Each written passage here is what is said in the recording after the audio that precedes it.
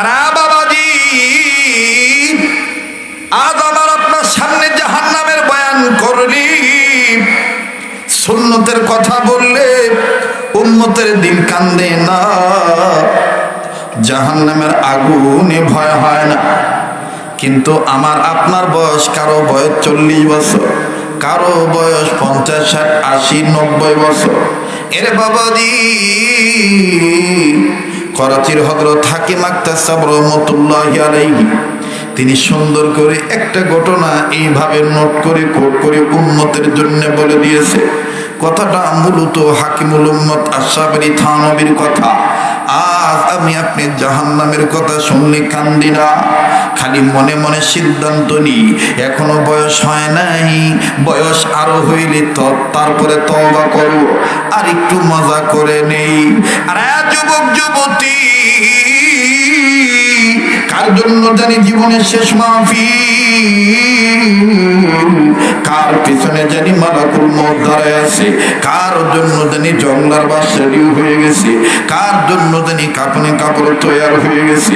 বাদান কেউ চলিয়া গেলে চলিয়া যাইতে দিবেন, কারো যাওয়া দেখে কেউ যাবেন না, নিজের চিন্তা নিজে করবেন। দেখেন তো দেখি দিলটা নরম হয় কিনা, এক ফোঁটা চোখের পানি ফালাইতে পারেন কিনা। যেহেতু আপনার কবরে আপনি যাবেন, আমার কবরে আমি যাব, যার যার কবরে তার তার জবাব দেওয়া লাগবে। মান আরাফা নাফসাহু ফাকাদ আরাফা রাব্বাহু।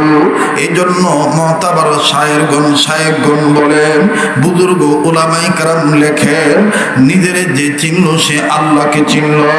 মান আরাফা নাফসাহু ফাকাদ আরাফা রাব্বাহু। যে নিজের চিনল সে আমার আল্লাহরে চিনল, যে নিজের চিনে নাই সে আমার আল্লাহরেও চিনে নাই। ও আজিজ তোলাবাগণ, দেখেন অন্তরে ধাক্কা কিনা,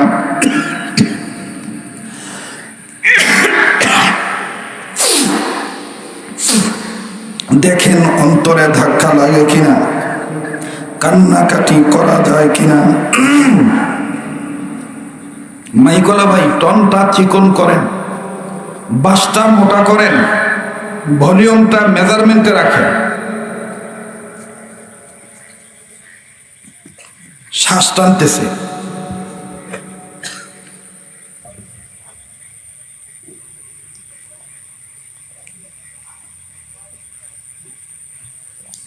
আস্তাগফিরুল্লাহ আস্তাগফিরুল্লাহ আস্তাগফিরুল্লাহ, ইন্নাল্লাহা গফুরুর রহিম। বলেন আল্লাহু আকবার, আবার বলেন আল্লাহু আকবার। বাজান, কেউ কোনো নড়াচড়া করবেন না, কেউ কারো দিকে তাকাইয়েন না, নিজের দিকে নিজে তাকান। আমি কিন্তু আপনাদের চাইতে বড় রোগী, যার কারণে বড় ডাক্তারখানায় আছি। আমার রোগের কোনো ঔষধ পাই কিনা। যদি আমার মতন আপনি রোগী হয়ে থাকেন, তাহলে নিজের চিকিৎসার জন্য উম্মতের হক্কানি আলেমদের কাছ থেকে ঔষধ নিয়ে যাবেন। বাবাজি,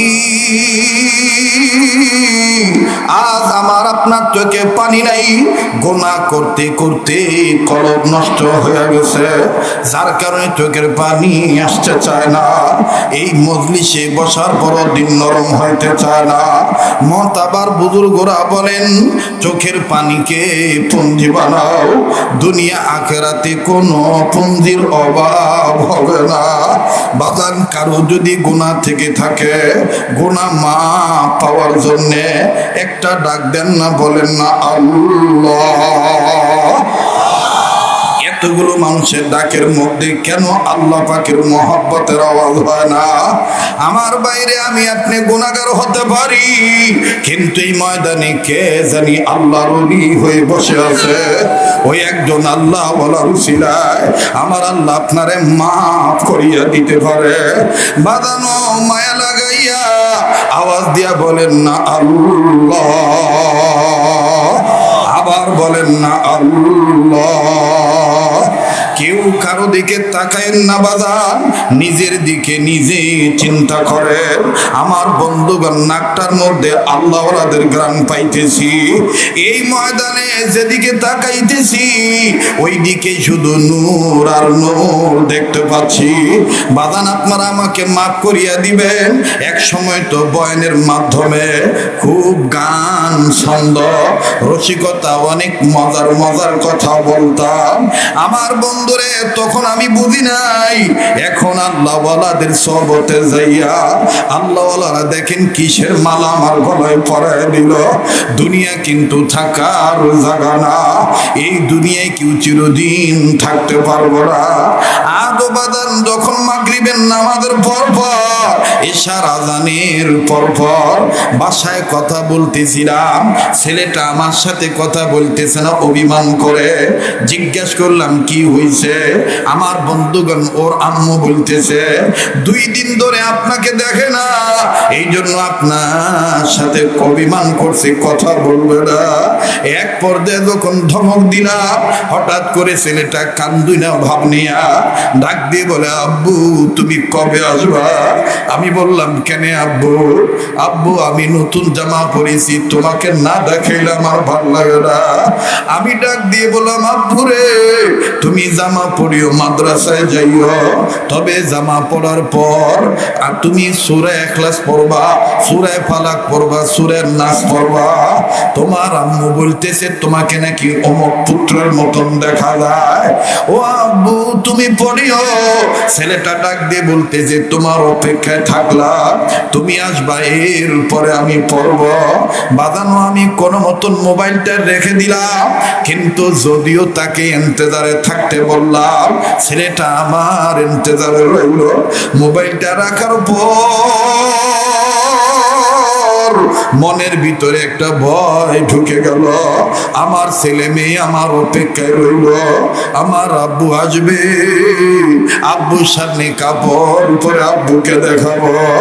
আমার ভাইরে, এমন তো হইতে পারে আমি আর জিন্দা নাও যাইতে পারি, আমার লাশ ঢাকাই যাইতে পারে, আমার চোখ বন্ধ, মুখ বন্ধ, আমার বাইরে আমার নড়াচড়া বন্ধ দেখে, আমার শরীর ঢাকা দেখে আমার ছেলে মেয়ে চিৎকার দিয়ে কাঁদিয়া বলতে পারে, আম্মু আব্বু কেন বাইরে, আব্বু কেন চোখ খোলে না, আব্বু কেন আমাদের আব্বু আম্মু বলে ডাক দেয় না। আমার ভাইরা, আমার বন্ধুরে, আমার আপনার সামনে কিন্তু এই অবস্থা রয়ে গেছে। ও পর্দানিশীন মা বোনেরা, কোন ঘরে ঢুকিয়ে তুমি এইভাবে আল্লাহকে ভুলিয়ে গেলা? মা গো, আজকে তোমাকে যেই মা বোনেরা লাল কাপড় পরার কারণে চিনি শরবত খাওয়াইয়া, হাতের পাখার বাতাস দিয়া, কপালে তোমারে চুমা দিয়া, সুন্দর একটা টেবিলে বসাইয়া নানাবিধ তোমারে ছন্দ শোনাইয়া, মাগো নতুন বধূ মানিয়া তোমারে জায়গা করে দিল। মা বোন, তোমরা জানিয়া রাখিয়া, ওই ঘর ওই বাড়ি থেকে একদিন তোমার সাদা কাপড় পরে কিন্তু বের হইতে হবে। দুনিয়া কিন্তু থাকার জায়গা না বাজান, আমার আপনারও কিন্তু এরকমই হবে।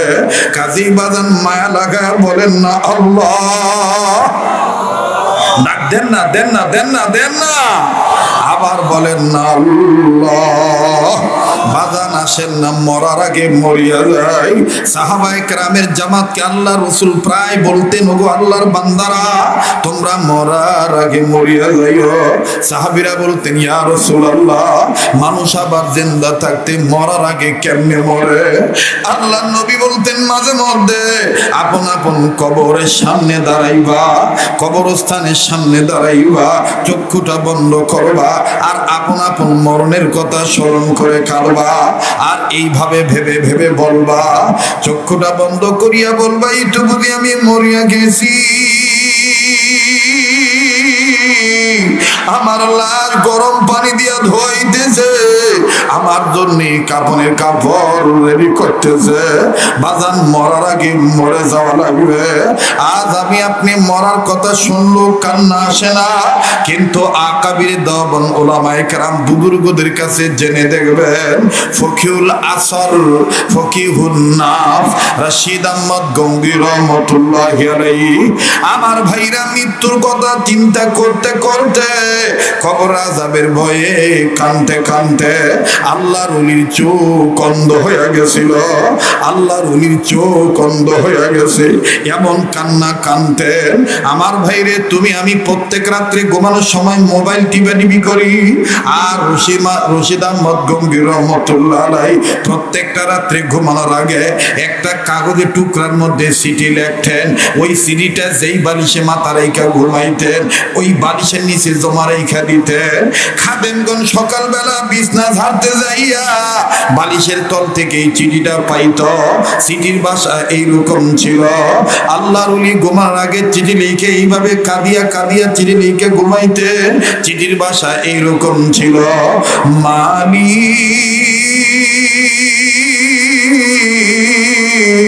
এই যে আমি ঘুমাবো, না জানি এই ঘুম আমার জীবনের শেষ ঘুম।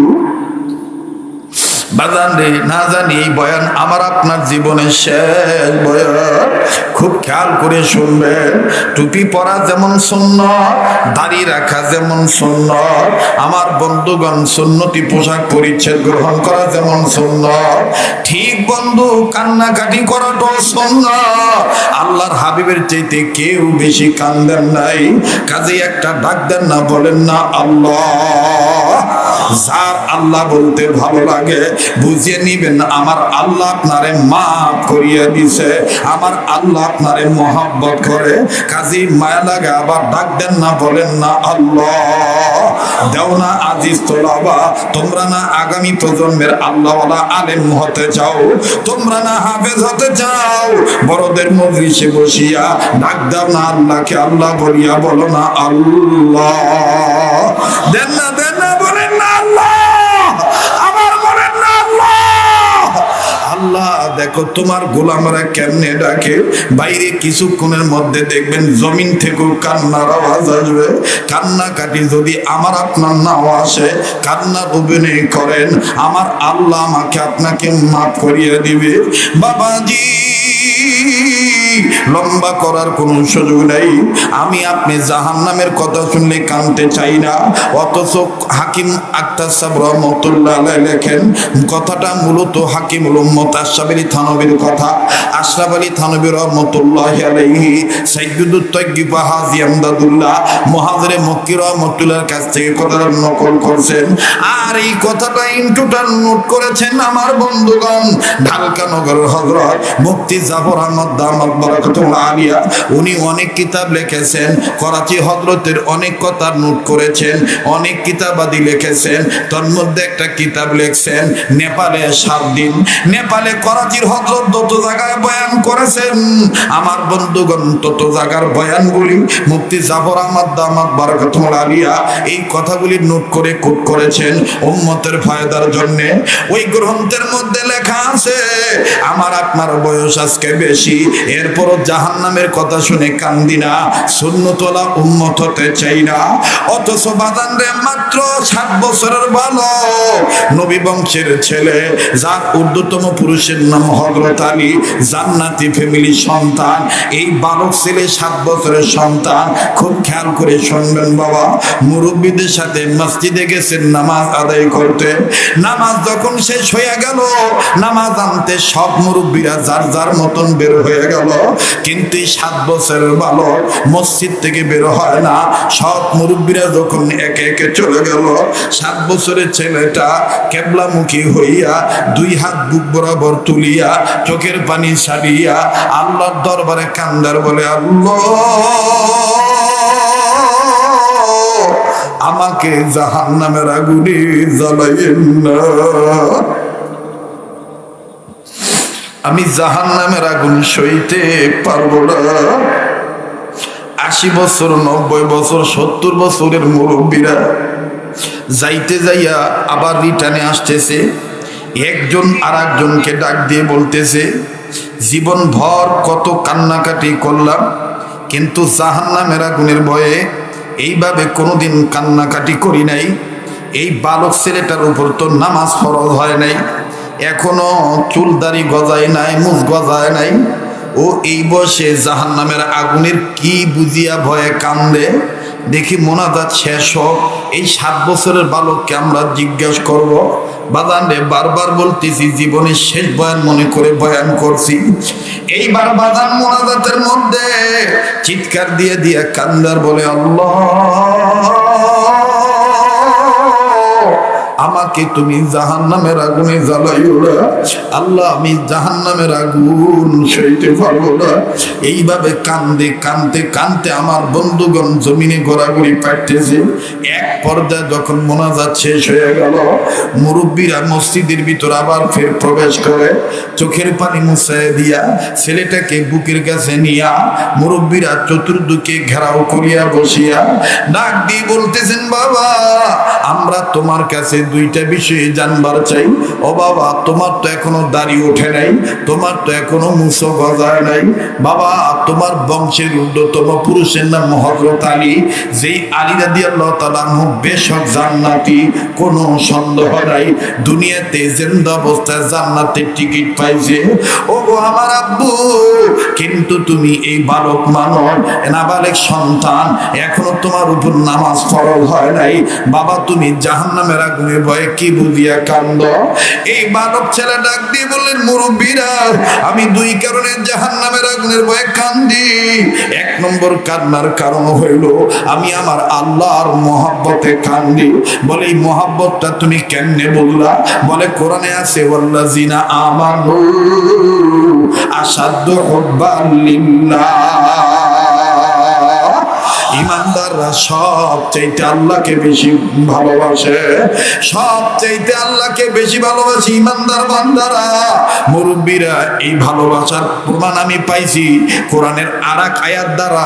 আল্লাহ ইমানদার বান্দা বান্দীদের ডাক দিয়া বলছে, ইয়া আইয়ুহাল্লাযীনা আমানু কু আনফুসাকুম ওয়া আহলিকুম নার।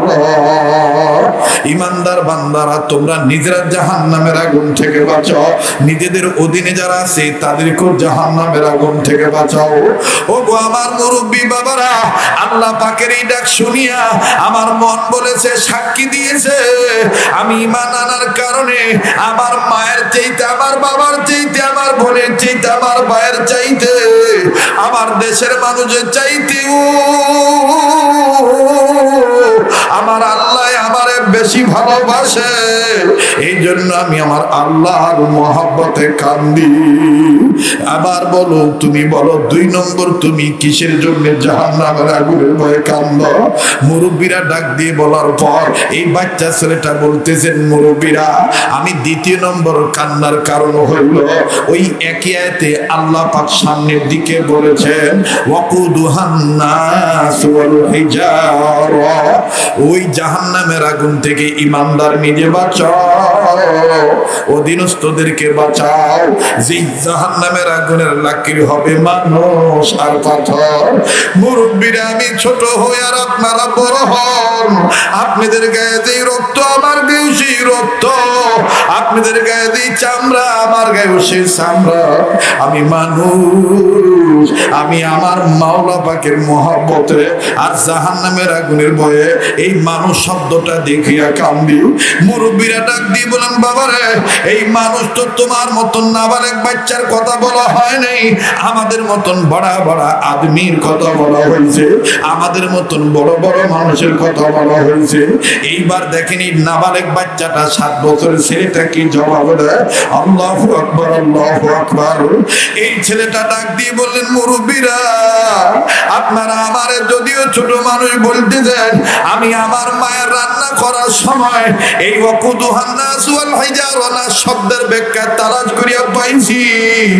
আমার আম্মা যখন খড়ির আগুন ধরাইয়া চুলার মধ্যে রান্না বসায়, আমি আমার মায়ের দেখেছি। আমার মা কোনদিন বড় খড়ির গায়ে আগে আগুন ধরায় নাই। আমার মা ছোট ছোট খড়ির গায়ে আগে আগুন দাও দাও করে ধরাইছে। চুলার মধ্যে আগে ছোট ছোট খড়ি ঢুকাইছে। এই ছোট ছোট খড়ির গায়ে যখন দাও দাও করে আগুন ধরছে, তখন আমার মা এই আগুনের তাপ ঠিক রাখার জন্য বড় খড়ি আস্তে আস্তে দিছে। মুরব্বীরা আমার জীবনের ভয় হলো, না জানি আমার ওই জাহান্নামের আগুনের ভিতরে আমার মতন ছোট গোলামকে আগে দিয়া জাহান্নামের আগুন গরম করে, এরপরে বুঝি আপনাদের মতন বড় বড় মানুষকে আস্তে আস্তে ঢুকাবে। এই জন্য আমি কান্দি।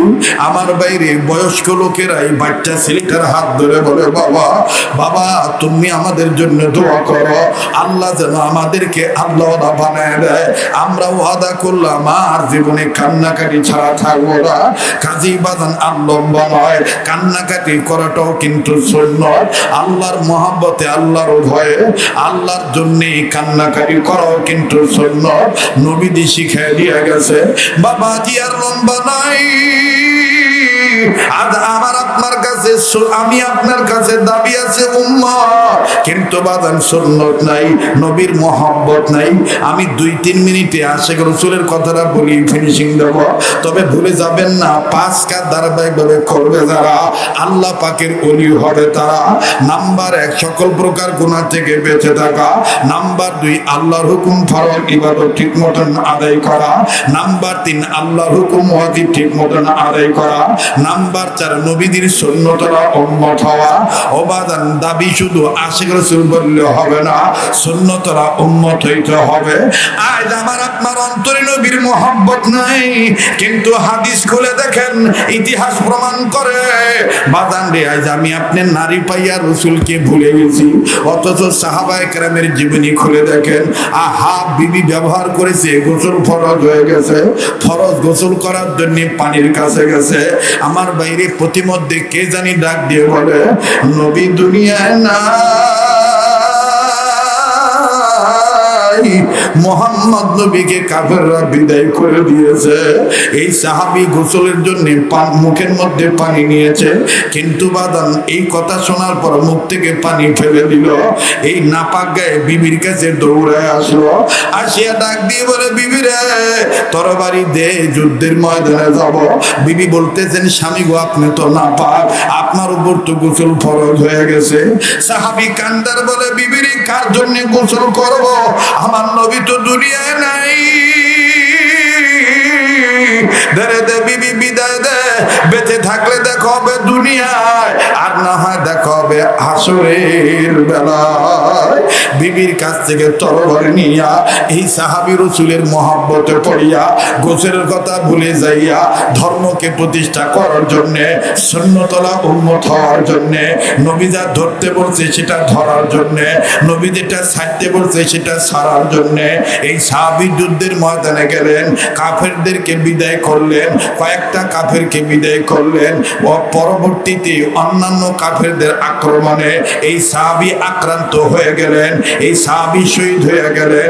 যুদ্ধ যখন শেষ হয়ে গেল, জানা ঘটনা শুধু স্মরণের জন্য বলছি, আমলের জন্য যেন সহজ হয়, এজন্য পাথর হিসেবে বলছি। বাবা যুদ্ধ যখন শেষ হয়ে গেল, আল্লাহ রাসূল মদিনার বুলবুল এতিম নবী ডাক দিয়ে বললেন, ও আমার আল্লাহর বান্দারা, আমার প্রিয় সাহাবীরা, যারা ধর্মকে প্রতিষ্ঠা করার জন্য, আমি যা ধরতে বলছি তা ধরার জন্য, আমি যা ছাড়তে বলছি তা ছাড়ার জন্য, যারা নিজের জীবন দিয়া শহীদ হয়ে গেল, আমি রাসূল বলে দিলাম, ওই শহীদ সাহাবীদের লাশ খুঁজে খুঁজে বের করো, তাদেরকে বিনা গোসলে কবর দিয়ে দাও। সাহাবীরা শহীদ সাহাবীদের লাশ খুঁজে খুঁজে বের করতেছে, বিনা গোসলে কবর দিয়ে দিবে। ঠিক ইন দি মিন টাইম বহু দূর থেকে একটা মহিলা, একজন মা পাগলিনী বেশে চিৎকার দিয়ে আসতেছে, ডাক দিয়ে বলতেছে, নবীজি সব সাহাবীদেরকে বিনা গোসলে কবর দিয়ে দেন,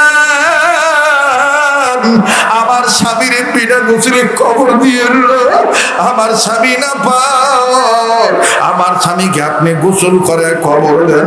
নবী আমার ডাক দিয়ে বললেন, কে গো তুমি? কোথায় তোমার বাড়ি? কোথায় তোমার ঘর? তোমার স্বামীর পরিচয় কি? এই মহিলাটা ডাক দিয়ে বললেন, নবী গো, আমার স্বামীর নাম হানজালা, আমি আপনার প্রিয় সাহাবী হানজালার বিবি। আমার স্বামীর উপর গোসল ফরজ ছিল, ফরজ গোসল করার জন্য পানির কাছে গেছে। ঠিক ইন মিন টাইম কে জানি বলছে, আপনি নবী নাকি দুনিয়ায় নাই? ওগো নবীজি, গোসলের কথা ভুলে যেয়ে আমার স্বামী নাপাক গানি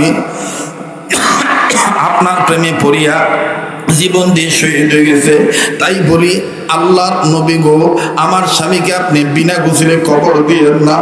আমার নবী ডাক দিয়ে বললেন, বিবিরি, আমার নবী ডাক দিয়ে বললেন, সাহাবীর বিবিরে, আমি এক্ষুনি হানজালার লাশ তালাশ করে বের করার জন্য বলছি। এবার নবী আমার ডাক দিয়ে বললেন, ওগো আমার প্রিয় সাহাবীরা, হানজালার লাশ কই খুঁজে খুঁজে বের করো। এইবার সাহাবী হানজালার লাশ খুঁজে বের করলেন। যেই সাহাবী, এই সাহাবীর লাশ দেখে দৌড় মেরে নবীর কাছে আসলেন। নবী বললেন, পাইছো নাকি তালাশ করে? সাহাবী ডাক দিয়ে বলতেছেন, ইয়া রাসূলুল্লাহ, পাইছো তো পাইছি, তবে আজীব একটা ব্যাপার। বলে, কি ব্যাপার? বলে, মনে হচ্ছে হানজালাকে কে জানি নগদ গোসল করাইছে। হানজালার শরীর ভিজা, গায়ের পশম থেকে পানির ফোঁটা টপটপে জমিনে পড়তেছে, দাড়ি ভিজা, চুল ভিজা। নবীজি বললেন, আমিও দেখব। এইবার নবীজি হানজালার লাশের কাছে গেলেন, যাইয়া দেখতেছেন শরীর ভিজা, মাথার চুল ভিজা, দাড়ি ভিজা, মনে হচ্ছে কে জানি টাটকা গোসল করায় পাঠায় দিছে। নবীজি ডাইনে তাকাইলেন না, বামে তাকাইলেন না, আকাশের দিকে তাকাইলেন। ফানাজালা জিবরাইল আমিন, জিবরাইল আমিন হাজির হয়ে গেলেন। জিবরাইল আমিন হাজির হয়ে বললেন, ইয়া রাসূলুল্লাহ, ইয়া হাবিবাল্লাহ, আপনি টেনশন করবেন না। ওগো ভাই জিবরাইল, এই হানজালারে কে গোসল করায় দিল? জিবরাইল বললেন, ইয়া রাসূলুল্লাহ, যেই হানজালা ধর্মকে প্রতিষ্ঠা করার জন্য আপনি যেটা ধরতে বলছেন সেটা ধরার জন্য, আপনি যেটা ছাড়তে বলছেন সেটা ছাড়ার জন্যে, দিনের রশিকে আঁকড়িয়ে ধরার জন্যে, আপনার মহাব্বতে পড়িয়া গোসের কথা ভুলে যাইয়া যেই হানজালা জীবন দিয়া শহীদ হইতে পারল, আমার আল্লাহ ওই হানজালার লাশ আসমানের উপরে উঠাইয়া জান্নাতের পানি দিয়া গোসল করাইয়া আপনার কাছে পাঠাইয়া দিছে। নবীজি ডাক দিয়ে বললেন, সাহাবীরা, যাইও না, হানজালার লাশের কাছে যাইও না, আল্লাহ পাক তার জিম্মাদারি নিয়ে নিছে। বাজান, এই কথাটাই উম্মতের আলেমগণ বলেন। 4 নাম্বার, যারা নবীজির সুন্নত ওয়ালা হবে, হাশরের ময়দানে দুনিয়াতে যারা নবীজির সুন্নত ওয়ালা উম্মত হবে, হাশরের ময়দানে তারা নবীজির শাফায়াত পাবে। আরো জোরে কোন সুবহানাল্লাহ।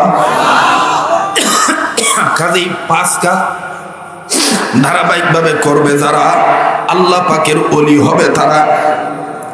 4 নম্বর হলো নবীজির সুন্নত ওয়ালা উম্মত হওয়া। বাকি থাকলো কয়টা?